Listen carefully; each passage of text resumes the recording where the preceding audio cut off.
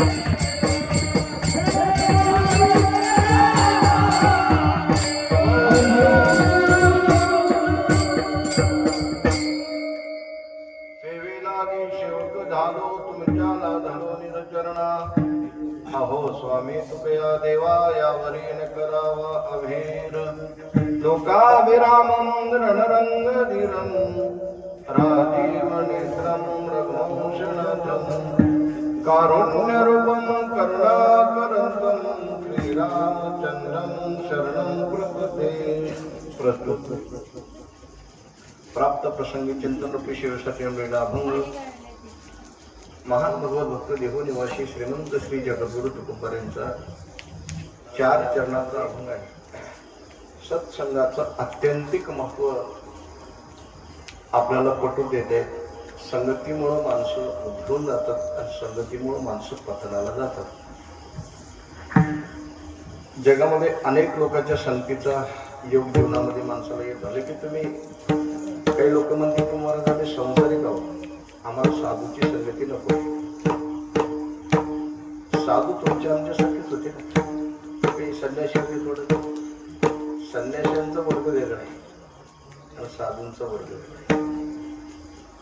सर्वसामान्य जीवाच्या सानिध्यामध्ये जाऊन ज्यांना योग्य अशी शिक्षण ते देतात ते संत महात्मे देत असतात आणि भाग्यानं साधू संतांच्या गाठीभेटी होतात. आणि ज्यांना ज्यांना साधू संत भेटतात, नामधारक भेटतात, देवाची आवडते भक्त भेटतात, त्या देवाचं कल्याण झाल्याशिवाय राहत नाही.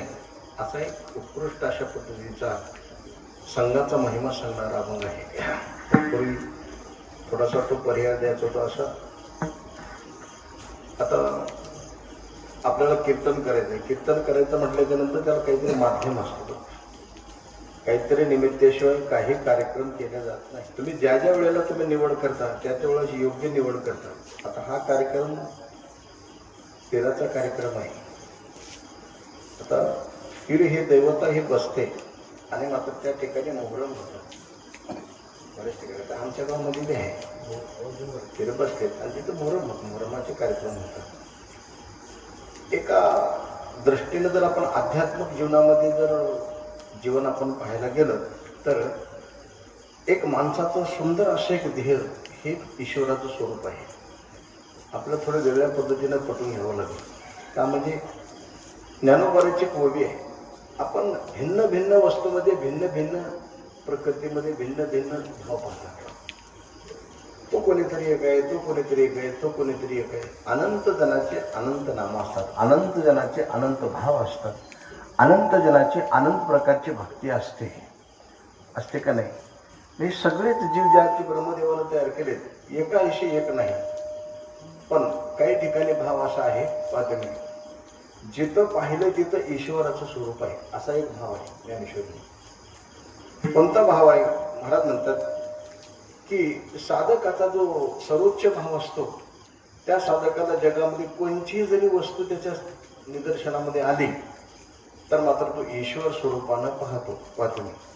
आपण अशा स्थितीमध्ये येऊन काही चिंतन करावं लागतं. जे जे दृष्टी दिशे भूत ते मानिजे भगवंत. फक्त हे ओळी मनापुरती सोपी आहे, हे फक्त उच्चारापुरती सोपी आहे. त्याच्या आतमध्ये जर जाऊन आपण आत्मचिंतन केलं तर तसं आपल्याला होतंय का असं पाहायची गरज आहे. आपलं देव दिसायचं तर तिकडेच गेलं, पण आपल्याला माणसात माणसं दिसत नाहीत, ही दुर्दैव आहे आपल्या लक्षात. ईश्वर पाहणं हे साधकाची सर्वोच्च अवस्था असल्यामुळे कोणी येन केन प्रकारेनं अनेक प्रकारे अनेक निमित्ताने काही सांस्कृतिक कार्यक्रम घेतल्या जातात. आपलं गाव खूप मोठं सांप्रदायिक असल्यामुळे आणि तुम्ही लोक खूप मोठे हुशार चाणक्य असल्यामुळे म्हणजे त्याच्यापेक्षा कुठलाही कार्यक्रम घेतला. एका ठिकाणी महाराजांच्या तुकोबाराच्या गात्याला अभंग आहेत की नाही स्वतंत्र हिंदी गात्यात एक प्रकरण आहे. हिंदी प्रकरण आहेत. महाराजांना पूर्ण हिंदी अभंग लिहिले त्याच्यामध्ये. त्या हिंदी अभंगामध्ये पहा तुम्ही की भगवंताला जाण्यासाठी काय करावं लागतं असं त्यांनी त्याच्यामध्ये उल्लेख केलेला आहे. कोणी राम म्हणतो, कोणी रहीम म्हणतो पत्नी. आणि जर आपण दोन्हीचा जर अर्थ काढला, महाराज म्हणतात की राम रहीम तो सभी एके है. ज्ञानोबाराची जर उभी ह्याला लावली तर म्हणतात कसं या जगामध्ये ईश्वर हा सर्व ठिकाणी नटलेला आहे. ईश्वर जरी या जगामध्ये सर्व ठिकाणी नटला असं सर्वभूती पाहे एक वासुदेव पुसोनिया ठाव अहंतेचा, ही ज्याची खरी वृत्ती आहे त्या वृत्तीस्तव आपल्याला एक दिव्य अनुभूती आपल्या अंतःकरणामध्ये प्रगट होते आणि आपल्या ठिकाणी भगवंताचं आत्मचिंतन करावं, नामस्मरण करावं अशी भावना आपल्या अंतःकरणामध्ये निर्माण होते. त्याच उद्देशाने 2-3 दिवसाचा तुम्ही कार्यक्रम ठेवला. मी गावकरी मंडळाला धन्यवाद देतो. एक वेगळा उपक्रम राबवणं हे आपल्या संस्कारातली जी मोठी संस्कृती आहे. थोडा त्याच्यात थोडा बदल, त्याच्यात थोडा बदल, त्याच्यात थोडा बदल, कोण्याही रूपाने भगवंताचं नामचिंतन घडावं, आपल्याला अन्नदान घडावं, अशा काही जणांचा, बहुतांशी लोकांचा उद्देश असतो. आता मला कार्यक्रम आहे शेजारपुरवाडीवर तारीख घेतली आहे, मला जायचं आहे असं म्हटल्याच्या नंतर हा उद्देश सांगावा. असं कसं होते का म्हणजे काही असं कुठं होतं की नाही, होवला नाही चला म्हणून एक चांगली उद्देशाची गोष्ट आहे आणि असे कार्यक्रम होत जावेत. कोण्या तरी निमित्ताने आपल्याला भगवंताचं नाम मार्ग जर समर्थ असेल तर आपण चिंता करून उपयोगाच आहे का? तुझी चिंता त्याशी सर्व आहे आणि भगवंताने तुम्हाला सुख समाधानी करते, त्यात काही अडचण नाही. आपल्याला थोडं अभंगाच्या चिंतनाकडे वळायचे. तो खूप बरं आहे. संगत करा म्हणून सांगितलेलं आहे. कोण्या संगतीतून तुमचा उद्धार होतो, वाईट संगतीतून तुम्हाला पतनाला जावं लागतं. असे 4 वर्ग आहेत, त्या लोकांची संगत करू नका. ऐका, नंबर क्रमांक 1, मूर्ख लोकांबरोबर राहू नये, मूर्ख लोकांची संगती करू नये. आता एखादी म्हणते मला मूर्ख म्हणून बरेच लोक प्रवचनं सांगतात, कीर्तनं सांगतात, शास्त्र सांगतोय, पुराण सांगते, म्हणतात मग मूर्ख म्हणून त्या कोणाच्या कपाळावर तर लिहिलं नाही का? हे माणूस मूर्ख आहे असं लिहिले का? कुठं लिहिलं तर कुठं नाही, पण मात्र लक्षणावरून तशी व्यक्ती जाणावी लागते. मूर्ख कोणाला म्हणतात? स्वतःला कळत नाही, दुसऱ्याचं ऐकायचं नाही. हे मूर्खाचं एक सर्वप्रथम लक्षण आहे म्हणून. आणि दुसरं लक्षण कोणतं आहे? त्यानंतर दुसरं लक्षण असं आहे की दोघं काहीतरी महत्वाचं बोलतात, काहीतरी चाललंय, पर्सनल आहे, त्यांचं काहीतरी देवाणघेवाण आहे, बोलण्याचं काहीतरी गुप्त गोष्ट आहे. दोघं बोलत असताना तिसऱ्याला तिथं काही आमंत्रण नाही, तुम्ही इकडे या म्हणून कोणी बोलवलं नाही. आपल्याला कोणीच बोलवलं नाही तरी बी काही माणसाला अशी सवय, काय चाललंय म्हणून जवळ जायचं, काय चाललंय म्हणून जवळ गेलं ओळखायचं. हे एक मूर्खाचं लक्षण आहे. रामदास स्वामींनी दासबोधामध्ये 72 मूर्खाची लक्षणं सांगितली, त्याच्यापैकी मुख्य लक्षण आहे. आणि तिसरं एक मूर्खाचं लक्षण सांगितलं. त्याने म्हणतात बसायला घर आहे, सुंदर बंगला आहे आणि मात्र बसायला गाडी आहे, गाडीवर बसून जाता येतं सगळ्या गोष्टी व्यवस्थित आहेत. तो काय माणसाला अशी वाईट सवय लागलेली आहे की जाताना कुठतरी किराणा दुकानामध्ये एखादी बटाण्याची पुडी घ्यायचं आणि गल्लीनं खात जायचं. खावं असं कोणाला वाटत नाही, पण ते लक्षण गुणाला राहू देत नाही. मार्गी जाय खात तो एक मूर्ख. चला आता हे 3 झाले. आता 4था सांगतो तुम्हाला. 4था म्हणजे स्वसुरग्रही वास करी तो एक मूर्ख. स्वसुरग्रही म्हणजे सतत 4 दिवसाला 8 दिवसाला सासरवाडीला जातो आणि महिन्याचे महिने तिकडच मुक्काम करतो. आता इथं तर कोणी नाही वाटते की असलं तरी आता आपलं ते म्हणजे जसं काही नाही, आपण ते सरळ सांगायचं ते सांगून टाकलं, लक्षात ठेवा. म्हणून अशा लोकांच्या संगतीमध्ये आयुष्यामध्ये कधी प्रगती होत नाही. त्यांची तर होतच नाही, त्यांच्या संगतीत जे लोक राहतात ते लोक पतनाला जातात. म्हणून त्या लोकांची संगत करू नये. 1 नंबर क्रमांक 1. नंबर क्रमांक 2, महाराज म्हणतात स्वार्थी लोकांची संगत करू नये. स्वार्थी लोक काय करतात माहिती आहे का? तुमच्याकडनं आपलं काहीतरी कार्य साध्य करायचं आहे तरच तुमच्या सोबतीत राहतात, नाहीतर मात्र तुमच्या सोबत आम्हाला चहा सुद्धा मिळत नाही असं ज्या दिवशी त्यांना कळालं त्या दिवशी ती तुम्हाला सोडून निघून जातात. मग मला सांगा, असे लोक आपल्यासोबत असो अथवा नसो काय उपयोग आहे या लोकांचा? मला सांगा. ते काय करतात? स्वतःचा स्वार्थ साधतात, दुसऱ्याचा विचार अजिबात करत नाही.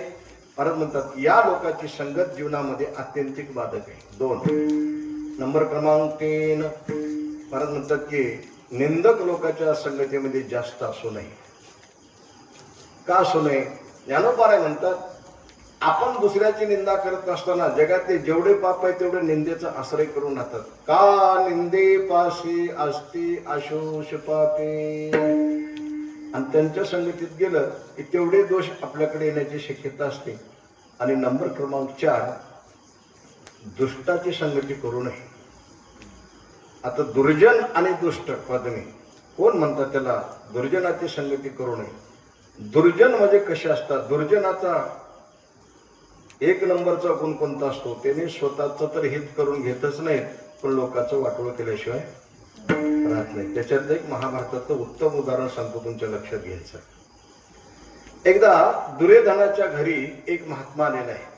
आणि तो महात्मा म्हणजे वयोवृद्ध, तपोवृद्ध, ज्ञानवृद्ध असं फार अधिकारी महात्मा आहे. त्या महात्म्याचं नाव आहे दुर्वास ऋषी. दुर्योधनाच्या घराशी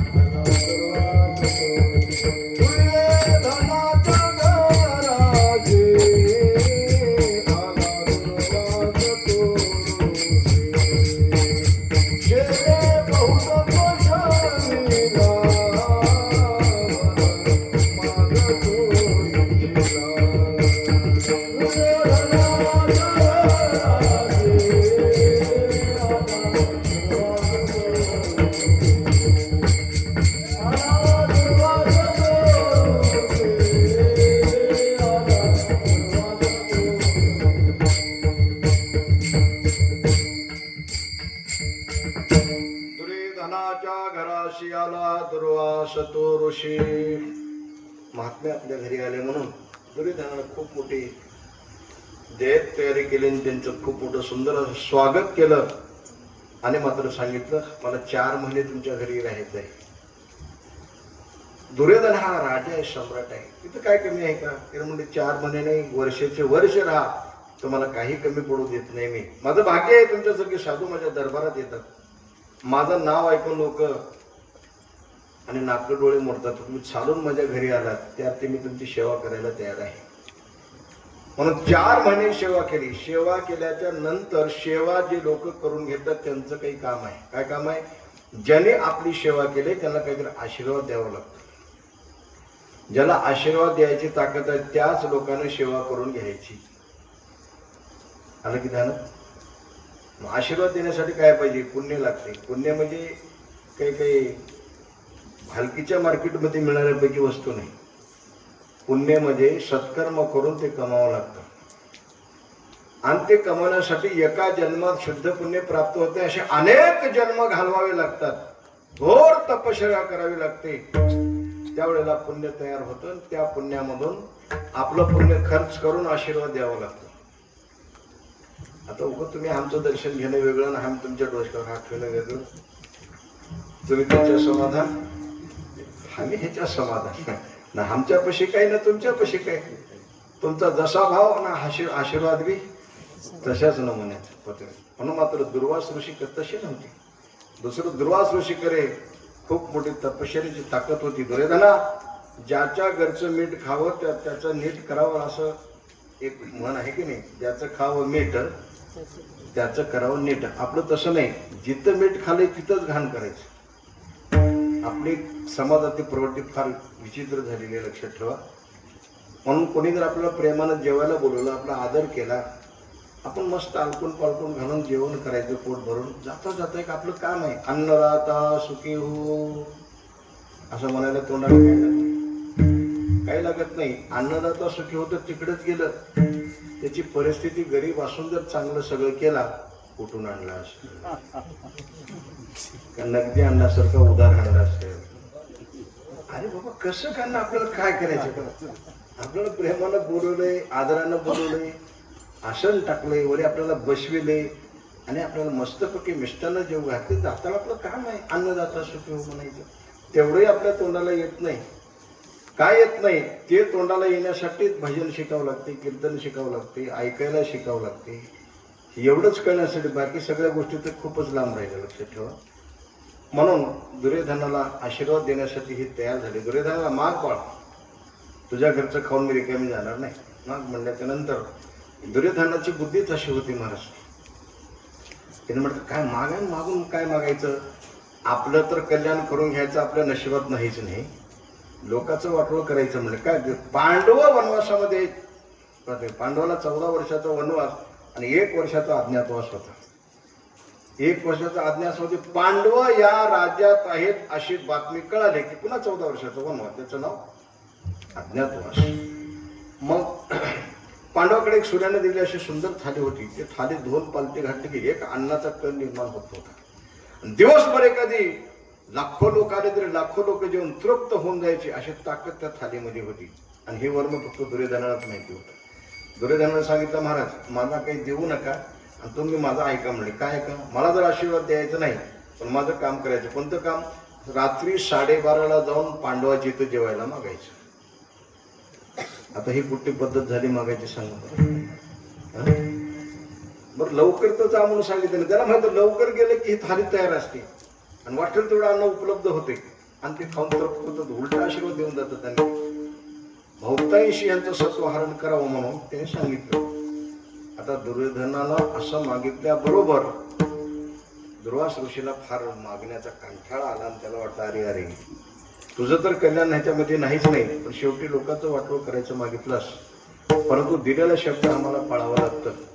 म्हणून त्यांनी मध्यरात्रीला आपले शिष्य समुदाय घेऊन पांडव जिथं आहे तिथं आले. हर हर हर हर हर हर महादेव, मोठ्यानं गर्जना केली. सगळे पांडव स्वस्थ झोपलेले होते. त्यामध्ये धर्मराज खूप जागृत होते. आत्ता सुद्धा बघा तुम्ही, जे लोक भाग्यवान असतात, ज्यांच्या पायी लक्ष्मी असते, ते लोक पायाचं चाहूल लागू देत नाहीत, चटकन जाग होतात. ज्या लोकांना लवकर जाग येते ते माणसं अत्यंतिक भाग्यवान असतात. ज्या लोकांना हलून हलून काठी घातलं तरी लवकर जाग येत नाही, त्याला काय म्हणायचं ते त्याची एक योग असतो. मग तर चटकन जागा झाली. इकडे तिकडे पाहतात तर काय, एक महात्मा आपल्या भेटीला आलेला आहे. आता गंमत कशी बघा तुम्ही, व्यवहार असा आहे, चलतीमध्ये माणसं किती लोक रामराम करतात. समजा एखादी चलतीचा माणूस आहे, 500 एकरचा जमीन मालक आहे, कधी 5 रुपये तर राहत नाही. त्यानं जर 5 रुपये कुणाला मागितला तर आपण ह्यानं 5 रुपये मला मागितलं मग लोकांना सांगणं म्हणजे आपला मूर्खपणा आहे की नाही. कधी लाखो रुपये राहतात, ते 5 रुपये नसतात. मागलं म्हणजे काय झालं, असं काही तसं नसते. त्याच्यामध्ये त्यानं म्हणजे या वेळेला आम्ही वनवासामध्ये आहोत, तरी पण आम्हाला भेटायला येणारे लोक भेटायला येतात. आम्ही भाग्यवान आहोत म्हणून त्यांचं स्वागत केलं. त्यांना आनंद वाटलं, धर्माला आनंद वाटलं. तसं तुम्हाला आम्हाला आनंद वाटत नाही. का वाटत नाही, विचार करा. 12:30ला पाहुणा येऊन जर आपल्याला जागा केला, आपण उठतो पण मनात तेवढा आनंद वाटत काय वाटत नाही. जो एक तर झोप मोड झाली, पाहुणा आल्याच्या नंतर आणि काय पाहुणचार करावं लागते असं वाटतं आपल्याला. त्यांना तसं वाटलं नाही. कोण्या पाहुणानं कोण कसा येतो काही सांगता येत नाही. आपलं भाग्य आहे म्हणून त्यांना पाय धुवायला पाणी केलं, बसायला आसन दिले आणि विचारलं, महाराज एवढ्या रात्रीला काय कष्ट घेतलं, काय कशामुळे येण्याचं काय कारण आहे. त्यांनी सांगितलं येण्याचं एवढंच कारण आहे, आलो म्हणले. पांडव फार विद्वान आहेत, पांडव फार धर्मात्मा आहेत, पांडव फार भक्त मंडळी आहेत. आता यावेळेला मला भूक लागली, जेवायला कोण देईल, पांडवाची इथे जाऊन. धर्मराजाला असं वाटलं काय 12:30ला बरं आमच्यासारखा महाराज असतो 2 भाकरी खायचं ते कसं होतं. 60 खंडी अन्न लागतो तुम्ही एका बारीला. सैदापूरवाडीचं 3 वर्षाचा धान्य बी एका जागी केलं तरी बी एक पंगत होत नव्हती त्याची. 60 खंडी अन्न एका बारीला घ्यायचं. मग तेवढं कुठून उपलब्ध करायचं 12:30.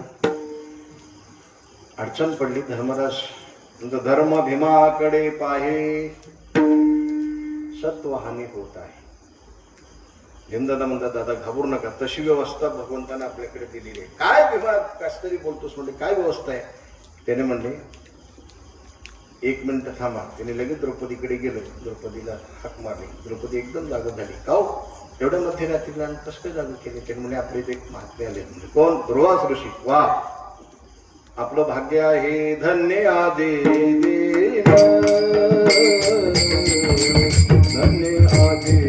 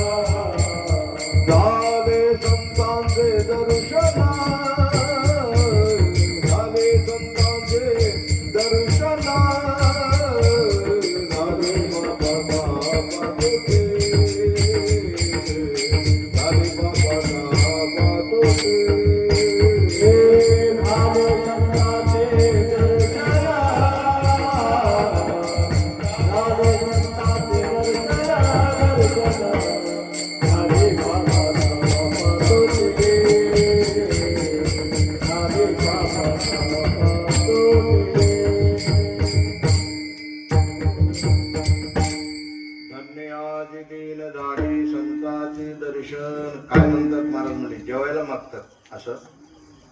तेव्हा द्रौपदी थोडं 5 मिनिटं स्तब्ध थांबली. थांबा म्हणले, थोडं घाई करू नका, माझा एक भाऊ आहे, मी भावाला हाक मारते म्हणून. त्या भावानं मला शब्द दिलेला आहे, कधी तुझ्यावर संकट पडलं माझी आठवण कर म्हणून. भावाभावात खूप फरक असते महाराज. सख्खे भाऊ असतात, चुलत भाऊ असतात, सावत्र भाऊ असतात, आणि मात्र मावस भाऊ असतात, आणि मात्र मानलेले भाऊ असतात. या भावापैकी कोणत्या भावाचा नंबर 1 क्रमांक तू सांगा बरं. म्हणजे काय, ज्याला भाऊ आहे त्याला माहिती आहे बरं का. आपल्याला त्याच्यातला अनुभवच नाही, आपल्याला भाऊच नाही ना. त्याच्यामुळे भाऊ कसे असतात ते आपल्याला माहिती आहे. त्याने आम्हाला कीर्तन करून दिलेच नसते. हा, आम्ही घराकडे बघावून ही कीर्तन करीत घेतात असं वाटत होतं. ते देवान ठेवलं नाही तेवढंच बरं केलं. भाऊ असतात, चांगले असतात, सगळे तसे वाईट असतात असं आपलं म्हणणं नाही. पण कलियुगाचं वातावरण असं आहे, महाराज म्हणतात की असं होतच नाही. मानलेला भाऊ काय म्हणजे ते सैदापूरवाडीचा नव्हता, न दोन्हीचा नव्हता, ना भालकीचा नव्हता. कुठला होता मग? द्वारकेचा राजा भगवान कृष्ण परमात्मा. द्रौपदीनं भगवान कृष्णाची आठवण केली. आगाये द्रौपदी बांधवा, आगाई सखया पांडवा, आगाये द्रौपदी बांधवा,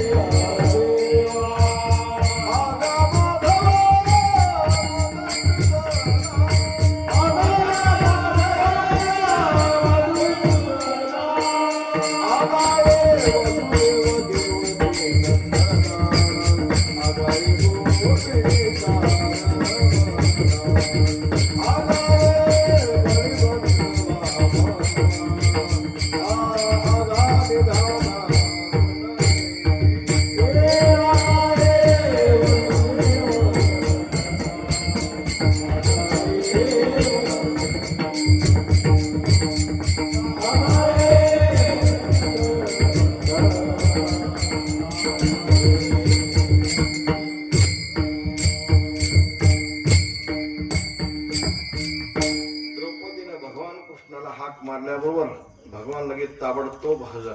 काय ग म्हणले ताई, काय अडचण आहे? कृष्ण अडचण काय नाही, महात्म्याला म्हणले आमच्या घरी. मग काय जेवायला मागतात, तुमच्या घरी काही नाही का? आहे व्यवस्था, पण आता मध्यरात्रीला कुठली व्यवस्था आहे? आम्ही वनवासात आहोत, सूर्याने दिलेली थाली धुवून पालती घाटी, आता अन्नाचा कण निर्माण होत नाही म्हणून तुला बोलवलं असं म्हणतं. भगवान कृष्ण परमात्मा म्हणतात ते नंतर असू दे, मला भूक लागली काय आहे का म्हणले. ते म्हणते आता हे तर लई पंचायत पडले, म्हणते एकादशा घरला शिवरात्र गेल्यासारखं झालं. जेव्हा आपल्याकडे व्यवस्था काही नाही म्हणतो तुला बोलवलं, आणि तुला काय तुझ्या घरी काय दुष्काळ आहे का? भगवान म्हणतात माझ्या घरी दुष्काळने मी षडगुण ऐश्वर संपन्न भगवान आहे म्हणून मला देव म्हणतात. म्हणजे यशश्री औदार्य ज्ञान वैराग्य ऐश्वर्य हे साही गुणवरे वस्ती देत म्हणून तू भगवंतू. म्हणजे काही कधी नाही एका गोष्टीची कमतरता आहे ते मला जगात कुठे मिळत नाही ते तुझ्याकडे मिळते म्हणून मी इकडे मागे लागलो. कोणती कमतरता आहे? थोर प्रेमाचा मुखडा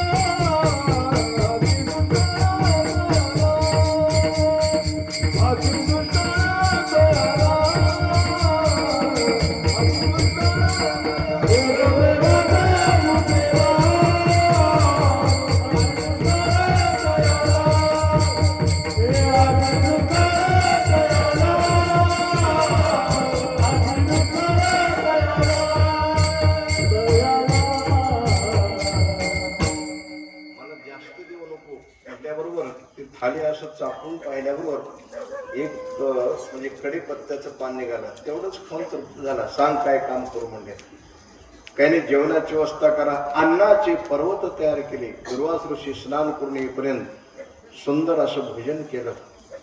एका माणसाला वाढायला एक माणसाची व्यवस्था केली आणि ते अन्न जेवू लागले. सज्जनाच्या घरचं अन्न कसं राहते ऐक. दुर्वास ऋषी म्हणतात हे इथून या तोंडानं खाऊन जरी तृप्त झालो किती धर्मागरचं अन्न गोड आहे. वरून तोंड राहिलं असं तर वरून बी ओतलं असतो म्हणजे. जेवण तृप्त झाले आणि लक्षात आलं त्यांच्या धर्मा मला थोडं माफ कर बाळा नाही काय. दुर्जनाच्या घरचं अन्न खाल्लो आणि सज्जनाला छळायला आलो. त्या अन्नाचा परिणाम आहे. बरं आता काय झालं काय नाही म्हणले सज्जनाच्या घरचं अन्न खाल्लो तोंडातून कबूल द्यायची वेळ आली. हा फक्त तुझं छळ करायला यायला नको होतं. धर्मात्मा आहेस तू ईश्वराचा भक्त आहेस. मी तुझ्या दरबारपासून छळ करायला नको होतं. शब्द दिलेला होता म्हणून आलो. साधू जरी असला तरी दुर्जनाच्या संगतीमध्ये किती घटल्या जातोय तुकोबाराचं प्रमाण आहे. संगे हिरा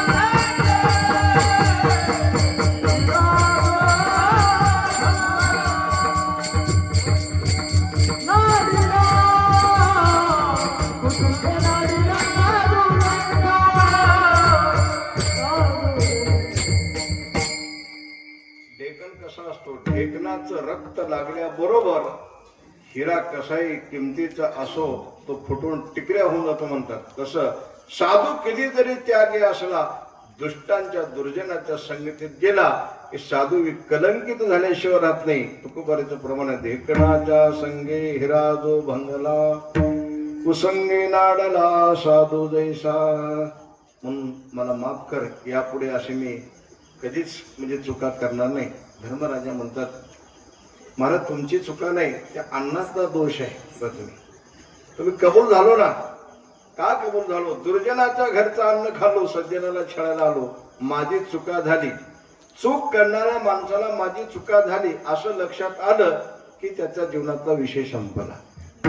बरेच माणसं चुकलो म्हणून म्हणतच नाही, आणि जे माणूस चुकलो म्हणतो त्याला ईश्वराच्या दरबारामध्ये माफी आहे. याच्याबद्दल काही खंत करण्याची आवश्यकता नाही. म्हणून दुर्जनाच्या संगतीतून खूप मोठा धोका आहे.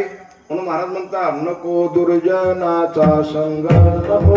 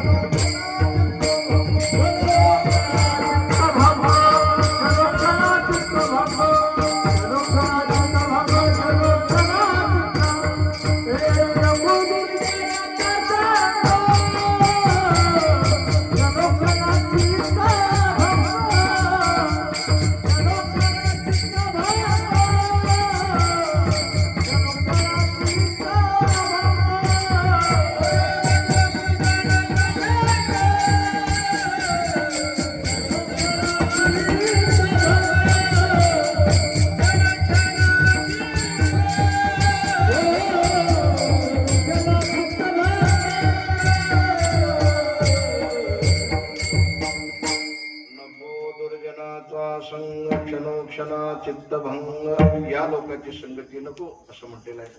मग संगती करावी कोणाची म्हटल्याच्या नंतर पुन्हा सांगितले त्याच्या विरोधात. हे नको म्हणून सांगितलं ना, त्याच्या विरोधातली संगती कोणती आहे? तुम्हाला सांगितलं मूर्खाची संगती करू नका. ज्यांच्या ठिकाणी एकही तसा गुण पाहायला मिळत नाही यांच्या संगतीतून उद्धार होतो. तुका म्हणे तैशा सज्जनापासून पाहता अवगुण मिळेना. जी व्यक्ती आयुष्यात कधी आपल्या मुखाने अपशब्द बोलत नाही, कोणाची निंदा करत नाही, आणि कोणी कोणाची निंदा करत असताना आपल्याला कानानं ऐकत नाही, जरी ऐकला तर तो मनामध्ये घेत नाही, आणि मात्र या लोकांची संगती करा. आणि काही लोक निस्वार्थ प्रेम करणारे जगामध्ये खूप लोक कमी आहेत. तुमच्याकडे काही देणं घेणं नाही, तुमच्या जीवापाड प्रेम करणारे काही लोक आहेत, ते तुम्हाला दिसतच नाही. आपल्याला दिसतात तेवढे डुप्लिकेट लोक जास्त दिसतात. लक्षात ठेवा, हे आपली नजरच फार विचित्र आहे. ज्या नजरेमध्ये ओळखण्याची शक्ती भगवंतानं दिलेली आहे तर मात्र ती नजर खरी म्हणायची. आणि ज्या नजरेला तुम्हाला खरंच कळत नाही तर तुमच्या नजरेतच काही पावर नाही, असं म्हणायला काहीच अडचण नाही. महाराज म्हणतात की ज्याने जगामध्ये पाहिलं असताना जिकडं तिकडं जनी वनी अवघा देव, अशी लोक निस्वार्थ भावानं प्रेम करतात आणि मात्र निस्वार्थ भावनेनं समाजाचं कल्याण करतात. ही साधूची खरी वृत्ती आहे. संगतीच्या योग्यतेला हे लोक आहेत. महाराज म्हणतात आणखी कोण आहे ते संगतीच्या योग्यतेले? साधूचं जीवन कसं असते त्याने म्हणतात, देह जाओ अथवा राहो पांडुरंगी दृढ भाव. मग त्याची साधना कशी असते? त्याची साधना कशी असते म्हटल्याच्या नंतर तुकोबारांनी त्याची साधना सांगितली. त्याने गळ्यामध्ये सुंदर असं टाळ घेतलेलं असते. इथं टाळ, दिंडी आणि हाती हे 3 शब्द महाराजांना वापरलेले आहे. टाळामध्ये खूप मोठी ताकद आहे. महाराज कशी ताकद आहे? हे टाळ तुमच्या आमच्या गळ्यात तरी आलेच आले. अगोदर स्वतः पंढरीश भगवान परमात्मा पांडुरंग परमात्मा नामदेव महाराजांच्या कीर्तनामध्ये टाळ घेतलेले असं उदाहरणाशिवाय म्हणजे पुराव्याशिवाय बोलणं हे योग्य वाटत नाही. म्हणून तुम्हाला पुरावा देऊन बोलण्याचा मी प्रयत्न करतो. महाराज म्हणतात, पुंडलिका पाशी नामा उभा कीर्तनाशी. आणि तिथं स्वतः भगवान उपस्थित झाले. येऊन या पांडुरंगे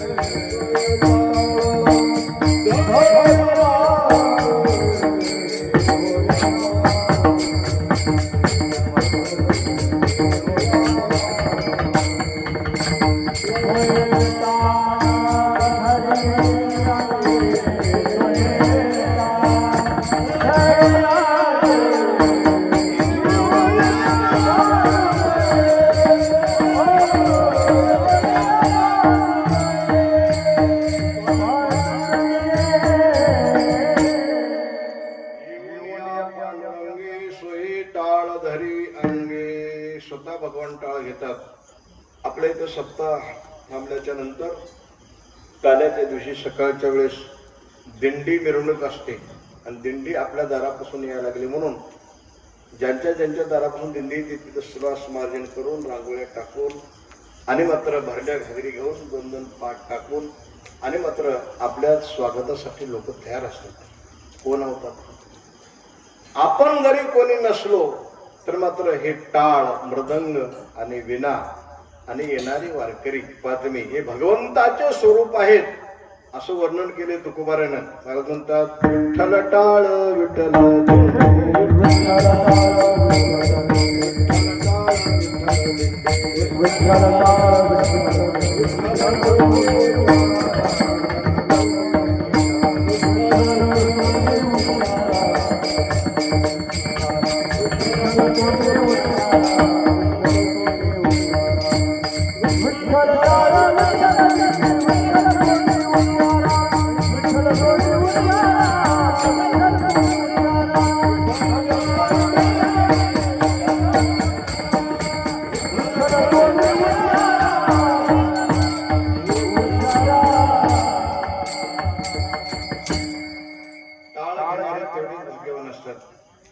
टाळ वाजवताना ऐकणारे तेवढेच भाग्यवान असतात. आणि या टाळाचा मृदंगाचा आवाज नामचिंतनाचा अट्ठास त्यात कसा लाभ होतो आहे का? एकदा पुंडलिकराच्या समोर गुरुवारी धोंडोपंत दादासाहेबांचं कीर्तन होतं म्हणतो. 7 ते 9 सकाळचं कीर्तन. आणि अगोदरपासूनच पुंडलिकराचे जेवढे भक्त आहेत तेवढे दादाचे शिष्य होते. दादाला चंद्रभागेमध्ये दहन केले केवळ त्याच ताकदीवर किती लोक लक्ष का? आत्तापर्यंत आणि बी मदत त्याच लोकांचे पंढरपूरमध्ये. त्याने सांगितलं होतं देहा अवसान ठेवण्याच्या अगोदर दादानी बाबाने मला पुंडलिकराच्या समोर दहन करा. हे बातमी लिखीच होऊ देऊ नका. बरोबर नाही साहेब? तिचा परवाना घ्यावा लागतो. परवाना घेतल्याशिवाय ते दहन करता येत नाही. मग त्याला केले अंत्ययात्रा निघाली आणि पुन्हा पुंडलिकराच्या समोर प्रेरित ठेवण्यात आलं. काय करायला? आरती करायचं. अगोदर पूर्व नियोजितच होतं. 4-5 कापराचे पोते, 10-5 उदबत्त्याचे पोते, असे सगळी चंदनाचे लाकडं वगैरे आणि तिथे ठेवली की लगेच आरती झाली, कुंडली झाली तर धुवटलं झालं. धुवटलं म्हणजे तिथे दहन तिथंच केली. आजूबाजूला पोलीस बंदोबस्त होताच. ते लगेच त्यांच्या वरिष्ठाला कळवलं असं असं बिनपरवाना ते दहन करण्यात आलं. 35 लोक केस झाले. केस झाल्याच्या नंतर 4 वर्ष केस चालली. आणि आता ज्या दिवशी त्या न्यायनिवाडा होता त्या दिवशी साक्षी पुरावे घ्यायची होती. जे साहेब आदेशनामावरती आल्याच्या नंतर ते फाईल हातामध्ये घेतली तर ते फाईल नुसती कोरी लागली. त्या फाईलवर केसचे नमूदच नाही. आणि हे फाईल आहे का? ती फाईल क्रमांक बरोबर आहे. फाईलचा फाईल क्रमांक बरोबर आहे, अक्षर काहीच नाही. सगळ्या फाईली कोरीने गेल्या. केस कोणावर करा? जयरामजी की म्हणून केस खारिज करण्यात आली. ही ताकद फक्त साधूच्या ह्या टाळ मृदंगाच्या या गजराचा या नामचिंतनाचं ओघ आहे. दादाचं कीर्तन चालू असताना तिथलीच एक जवळच्या खेड्याची भोगेवाडीची बाई म्हणून 5 वर्षाचं लेकरू घेऊन ताप आले म्हणून हॉस्पिटलला जाऊन सकाळी आली. आणि तिला काय वाटलं तोपर्यंत ते आता 10 शिवाय हॉस्पिटल उघडत नाही. तोपर्यंत टाइमपास केल्यापेक्षा दादाचं कीर्तन वाळवंटात जाऊन बसत कीर्तनामध्ये म्हणून लेकराला घेऊन बसली. योग असा की 1 तासामध्ये त्याला जास्तच ताप वाटली. टेम्परेचर जास्त झालं. चटचटचं चांग भाजा गेलं. त्याची ताप मेंदूला स्पर्श केली. ताबडतोब लेकराचा प्राण गेला. आता कीर्तन दादाचं आहे. कीर्तनात विक्षेप करू नये हे बहुतांशी लोकांना माहिती आहे. त्यावेळेस ती बाई काय केली? लेकरू तर मेले लेकरू काही जागा होत नाही आता, पण विक्षेप करणं हे पाप आहे. पुढच्या जन्मात आपल्याला फेडावं लागते. मांडीवर लेकराला झोपून घेऊन वरून ती दष्टी वगैरे टाकली. गपचूप बसली एकदम कीर्तन ऐकत. मध्यंतर कीर्तनाला दादाला सांगितलं सगळ्यांनी टाळ वाजून भजन करा. टाळकरी पावलं नाचायला लागली. बसलेले श्रोते म्हणजे टाळ वाजवू लागली. त्यांच्या निदर्शनात असं आलं की एवढ्या लोकांमध्ये एक लेकरू टाळी वाजवत नाही. आता ती दादा असल्यामुळे म्हणले बाई लेकरांना कशाला झोपवलं? उठवा, भजन करायला हवा त्याला. भगवंताचा दरबार आहे. शुद्ध पवित्र वाळवंट आहे. पुंडलिकरायचा दरबार आहे. भजन करायला भजन करायला हवा म्हटल्याबरोबर तिला आता दुःख आवडलं नाही. एकदम ते हुंका फोडून रडायला लागली. दादांना वाटलं काहीतरी गडबड आहे. जो गेलं बाई आतापर्यंत तुम्ही गप्प होतो, एकदम अचानक कसं रडायला लागलं तुम्ही? तर म्हणजे दादासाहेब लेकरू माझं मेलंय म्हणजे कान गेले माझे लेकरं. तासभर झाले. कीर्तनात विक्षेप होऊ नये म्हणून मी अजिबात काही केलं नाही, गडबड केली नाही. आता ते दादा सुटे होते त्यांनी काय म्हणलेत मग, कीर्तनात कुठे लेकरू मरत असते का? हे आपल्याला म्हणता येत नाही. हे लई ताकद लागते म्हणाला, कीर्तनात कुठे लेकरू मरत असते का? मरत नाही का? एवढं नाम चिंतन, एवढं पुण्य करायचे दरबार, एवढं पवित्र वाहून चंद्रभागा माता वाहू लागली, एवढ्या वातावरण लेकरू कसं मरते म्हणे? यमाची ताकद नाही कधी यायची. नका जाऊ तया गावा नामधारकाच्या शिवा, सुदर्शन यावा घरटी पुढे भोवती. यमधर्म सांगे दुता तुम्हा नाही तेथे सत्ता, जेते होय हरिकथा सदा घोष नामाचा. त्याने जवळ आले आणि असं त्या मृत मुलाच्या शरीरावर असं हात फिरवले. उठवा म्हणले. उठवा म्हटल्याबरोबर लेकरू मला झोपेतून उठल्यासारखं उठून टाळ्या वाजवायला लागले. म्हणजे सगळे लोक खुश झाले. नंतर विचारले म्हणून दादांना, दादा काय शक्ती आहे तुमच्याकडे? अरे बाबा माझी शक्ती नाही म्हणजे, ज्याचं आपण स्मरण करतो, ज्याचं आपण चिंतन करतो, ज्याचं टाळ आपल्या गळ्यामध्ये, ज्याचं विना आपल्या गळ्यामध्ये आहे, ज्याचं सतत आम्ही अठ्ठास करतो, हे सगळं जबाबदारी त्याच्यावर आहे. असे जे सत्पुरुष जे कोणी जगामध्ये असतात आणि मात्र ते जे अधिकारी लोक असतात ते सतत उद्धरून जातात, येणाऱ्याला सुद्धा उद्धरून येतात. म्हणून या लोकांच्या संख्येमध्ये सतत सहवास करत जा. टाळ दंडे हाती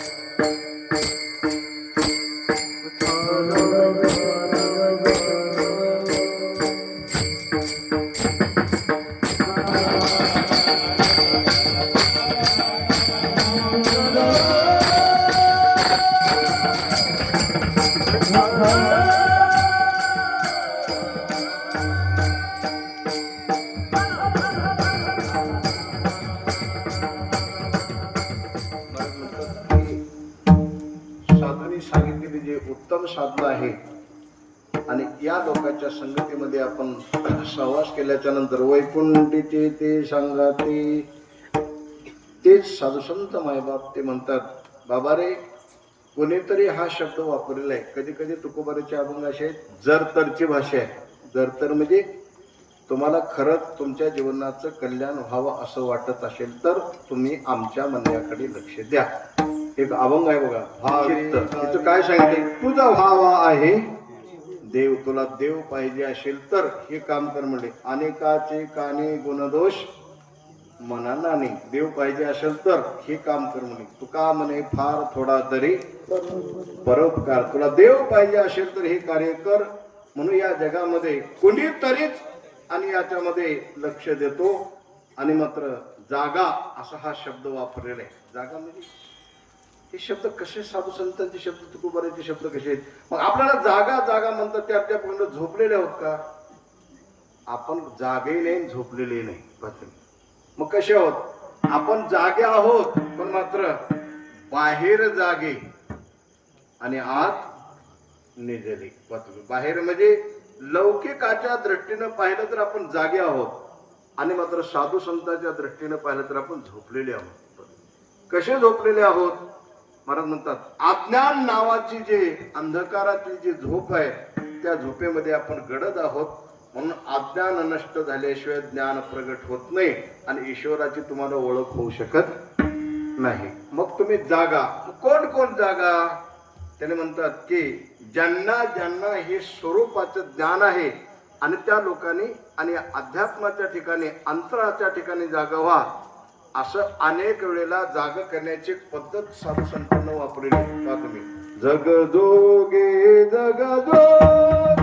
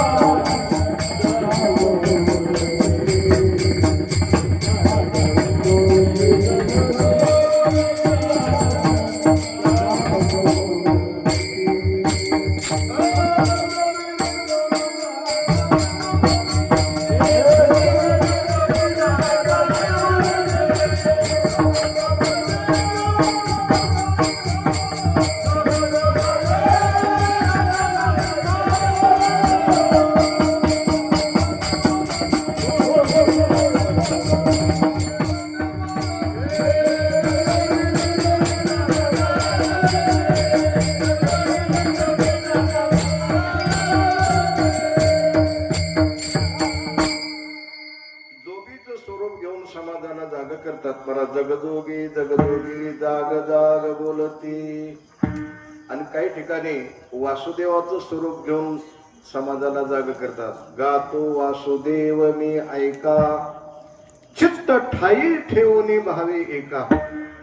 आता इथं आणखी शब्द वापरा. डोळे झाकोनी रात्र करू नका काळ करीत बैसलाशे लेखा गा. मग काय करा राम राम स्मरा आधी. आता हे शब्द पुणे डबल वापरला महाराजांनी. काय म्हणतात की मात्र जाल तरी कोणी जागा. का जागा. थोडं पदरामध्ये शिदोरी बांधून घ्या म्हणतात. आपल्या व्यावहारिक भाषेमध्ये शिदोरी म्हणतात. शिदोरी म्हणजे बायले घरातून जात असताना रिकामी पाठवता येत नाही. काय बांधावं लागतं. शिदोरी बांधावं लागतं. बायलेक नांदून येत असताना माहेरच्या लोकांना सुद्धा रिकामे पाठवता येत नाही, मग त्यांनी काय पाठवतात? शिदोरी बांधून पाठवतात. जसं व्यवहारामध्ये मानवी सृष्टीमध्ये जसे हे नियम टाकलेले आहेत तसं अध्यात्म सृष्टीमध्ये असे काही नियम आहेत प्रथम. का? मनुष्य जन्माला येत असताना शिदोरी घेऊनच येतो आणि शिदोरी घेऊनच जातो. शिदोरी घेऊन आला की मग तो ओळखायचं इथं गडगंज संपत्तीवान श्रीमंत होऊन मान सन्मानानं जगतो. ओळखायचं त्याच्या पदरात पुण्याची शिदोरी आहे. काय काय माणसं जन्माला येतात, जन्मल्यापासून मरेपर्यंत वद वद वद वद वद भनभनी नाही. कधी समाधान बसला नाही, कधी समाधान जेवलं नाही, कधी गण नाही, गोद नाही, पाहुणे नाही, रावळे नाही, साधुसंत नाही, दान नाही, धर्म नाही, काहीच नाही. जसा आला तसा सही सलामत निघून जातो. ओळखायचं की ह्याच्या पदरामध्ये पुण्याची शिदोरी नसल्यामुळं ही त्याची हालत अशी झाली. थोडी गंमत सांगतो तुमच्या व्यवहारामध्ये कसं घडते ते. एक साधू महिन्याच्या वारी म्हणून जायचे. परिस्थिती थोडं नाजूक असल्यामुळे कोणाला बी दान म्हणून त्यांच्या दरबारात जायचे. दानेश्वर लोक आणा दोन आणे काहीतरी त्यांच्या पदरात टाकायची. एका गावामध्ये असं मोठं मार्केट होतं, 10-5 दुकानं होती. 10-5 दुकानावर एक एक पैसा म्हणतो 10 पैसे होतात म्हणून त्यांनी तिथं गेले. कोणी 10 पैसे देणे, कोणी 5 पैसे देणे असं दिले. ते सगळ्यांनी विनोद केला. गडगंज मोठं होलसेल दुकान होतं, तिथं जाऊन मला 10 रुपये मिळतात म्हणजे. त्याला काय माहिती हे माणूस उदार आहे का नाही म्हणून त्यांनी त्यांच्या दरबारात जाऊन थांबलं. रामकृष्ण हरी रामकृष्ण हरी म्हणून म्हणल्यावर त्याचं दोष उठलं झालं. त्याला नक्की कळालं इथं काहीतरी आता देवावं लागते. त्याने त्याच्याकडे पाहिलंच नाही. 1 तास साधू तसाच थांबला. हे जाईना ते देईना. त्यांच्या घरात एक सून आली होती की चांगली संप्रदाय घराण्याची पोरगी आली होती. तिला वाटलं माय काय करावं, एवढी संपत्ती इकडून पेटवी तर तिकडं 2-3 जळणं. आमच्या शास्त्रावर 2 रुपयाचं दान देऊ दिले. गरिबाच्या घरी पदरात टाकला तर मजुरी करून तर दिली असते. माझं नशीब खराब, जाऊ द्या आता देईल तेव्हा देईल. ह्यानं देईना त्यानं जाईना. हिराना राग मधूनच म्हणते महाराज का पुढं म्हणते हे आमचं सासरा शिळा अन्न खायला का तुम्हाला दान देईल. आता ही राग कोणाला येते की नाही सांगा. अहो सुनबाई जीभ लांब झाली का म्हणजे शिळा अन्न म्हणता काय? कधी म्हणतात मला शिळा अन्न? अहो ते शिळा अन्न म्हणजे अन्नाचं स्वरूप नाही, याच्यात थोडं अध्यात्म आहे. काय अर्थ सांगा, मला सांगता येत नाही. त्या महाराजाला विचारा म्हणजे ते मागायला द्या. त्यानं माग देणं म्हणून ते परत चालले. त्याच्या पाठीला लिहिलं महाराज थांबा, माझ्या सुनबाईनं असं म्हणल्याचा अर्थ सांगा. अर्थ सांगतो पण 500 घेतो म्हणजे. अर्थ काही फुकट पडलं नाही, कुठे बी गल्लोगल्ली सांगितले द्यायला. 500 नाही 1000 देतो सांगा. त्यानं म्हणजे तुझे 1000 नको, 500 नको, 1 रुपया नको, तुझं पैसा बी पसना म्हणजे. तुझे पैसे घेऊन तू वारी बी नीट होईना नकोच मला. सांगून जातो एवढं म्हणते. काय सांगून जातोस? हे बघ बाबा शिळ आणते म्हणले तुझ्या सुनेनं, तर तुम्ही मागच्या जन्मामध्ये दानधर्म करीत आलात, पुण्य कमवलात. तुमच्या पुण्याच्या जोरावर हे सगळं चाललंय म्हणले तुमचा कारभार. तुमच्या दुकानाला असे 10,000 आहे लाईन लावून गिराईक होती. एकच रूपानं तुमच्या इथं लक्ष्मी प्राप्त आहे. पुण्यामुळे लक्ष्मी प्राप्त होते राहते. आता शिळ पुण्य म्हणजे आता संपत आले म्हणजे जवळ आले.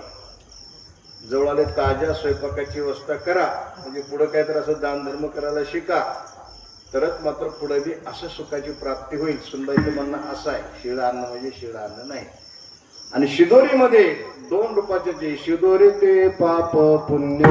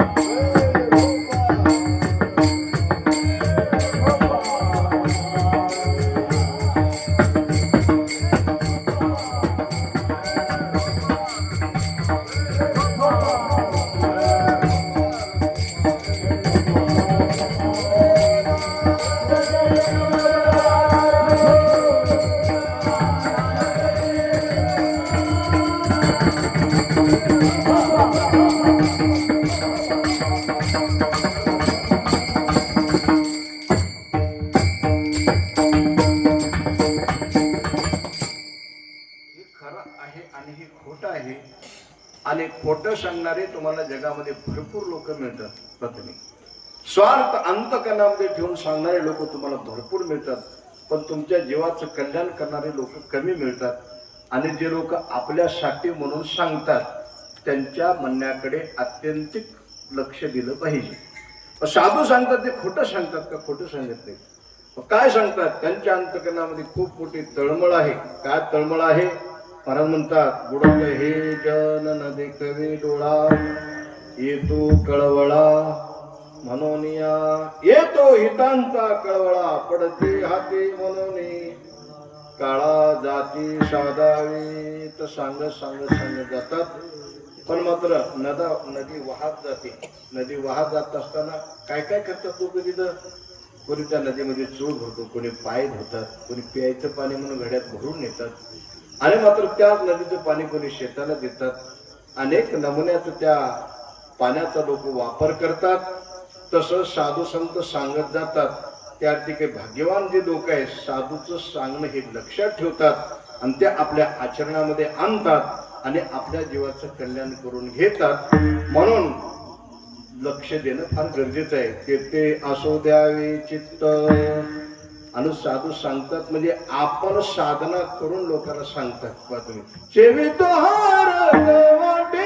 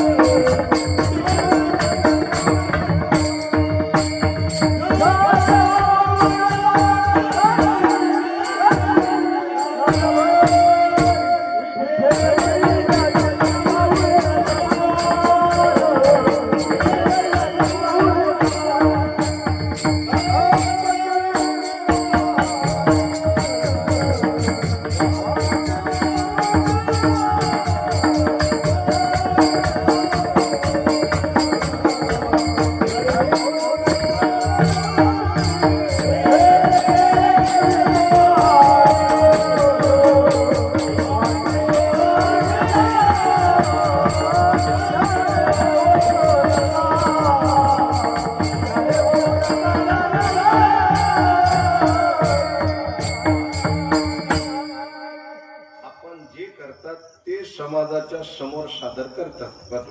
संत महात्मे काय केले? त्यांनी म्हणतात की बोलण्याची नाही आता देवावी.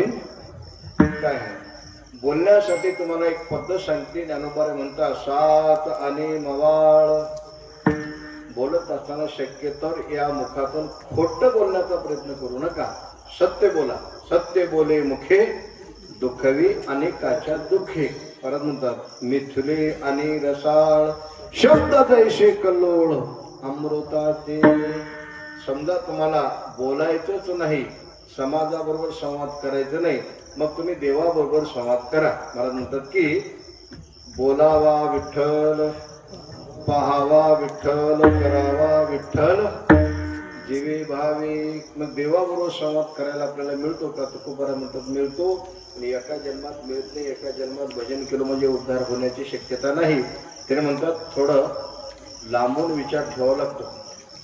गोपाळपूरपासून बारी आहे म्हणून दर्शनाला जायचं नाही असं नाही बरं का. खट्टाळा करायचं नाही. आपण काय करतो, आपल्या तड म्हणून कोणी उडी मारू दिला तर त्या जाळीवून उडी मारतो.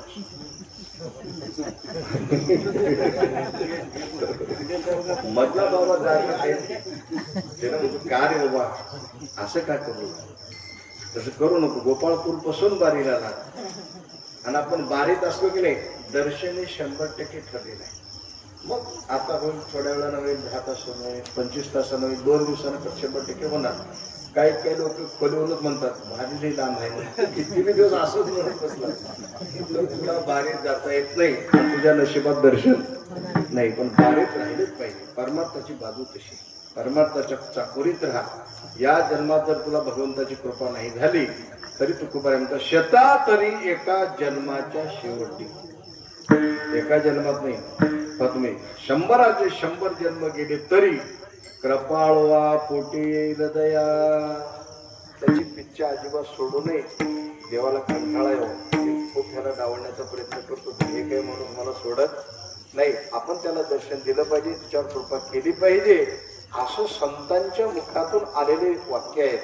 त्याने म्हणतात आम्हाला एका जन्मात प्राप्ती झाली नाही, मागे बहुता जन्मे येते करीत आलो आणि भवतापक्रमे दुःखे पिढीलो निवृत्ता गरजो हरीचे पोवाडे मिळो वैष्णव मागणे. अनेक जन्मात अनेक पिढ्या आमच्या खर्च केल्या, तेव्हा भगवंताची आमच्यावर कृपा झाली. आणि मात्र आम्ही आतापर्यंत तेच बोलत आलो आणि जाताना सुद्धा आम्ही बोलत तेच जाणार. महाराज म्हणतात तुका म्हणे बोल, आतापर्यंत बोललो विठ्ठल बोललो आणि जाताना मी विठ्ठल विठ्ठल विठ्ठल विठ्ठल विठ्ठल विठ्ठल विठ्ठल म्हणे जाणार. आणि असं ज्याच्या मुखाला येते ती साधूच्या संगतीत राहिल्याच्या नंतर येतो आणि तिथं तुम्हाला एवढा आदर होतो तुमचा. दया पूजिले आदरे पांडुरंगे विमानस्थ केले प्रयाण प्रसंगी तनुमानवी दिव्य रूपीत केली न त्यागिता तीही दिव्य लोकाशी नेली. समाजाला जगाला जाच करणारा यम तुमच्या पुढे हात जोडून उभारतो. यम धर्म वाट पाहे निरंतर जोडून या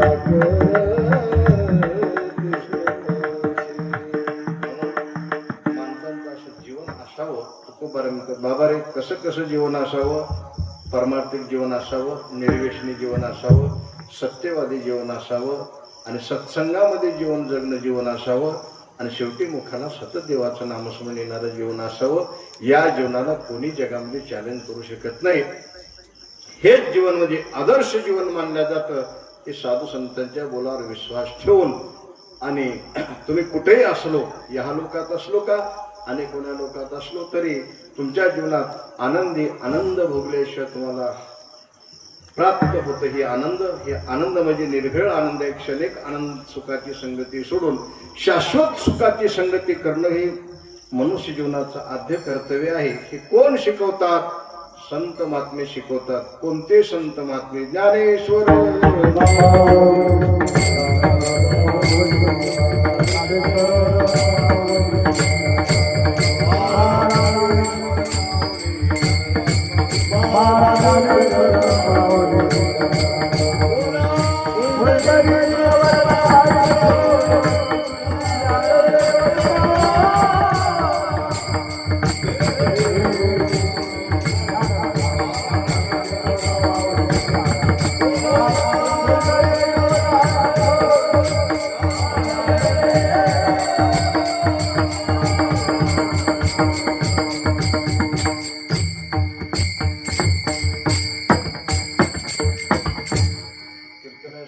सेवा संपलेली आहे.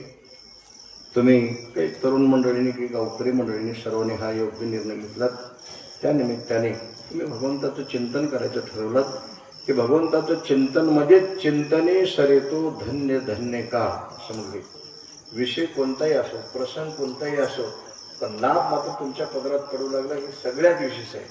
सकळ मंगळ मंगळाचे त्या निमित्ताने तुम्ही आम्हाला निमंत्रित केलो आणि योगायोगाने काहीतरी निमित्तानं तुमच्या आमच्या गाठीभेटी होण्याचा योग असतो. आणि हे नामधारकाची साधू संतांची श्रोते मंडळीची गाठीभेटी होतात म्हणजे हे आपल्या अंतकरणाच्या प्रेमाची एक शुद्ध प्रेमाची देवणघेवाण असते. म्हणून हे देवणघेवाण म्हणजे परमार्थाचं एक सुंदर स्वरूप आहे. चिंतन समोर शब्द कुटुंबाचे भजन आहे. प्रेमानं भजन करा. शेवटची चाल होईल. मग शेवटला पुन्हा विराम देऊ. मी इथं निमंत्रित केल्यापैकी आमचे सोपान महाराज आहेत, गोरखकर कीर्तन कार्यात गायन करतात. सुनील महाराज भरपूर राजू चित्र चांदेकर मला ते काय मिळी मिळी गदारोळी आनंदे पुण्याचे सगळे माता भगिनी श्रोते मंडळी माझ्यासमोर जेवढे उपस्थित आहेत थोडे सुंदर असं एक टक लावून भगवंताचं चिंतन केलं आणि हा योग एवढी वेळी हा योग परमेश्वराला नावाशी विनंती करू एकदा भजन करा तुकाराम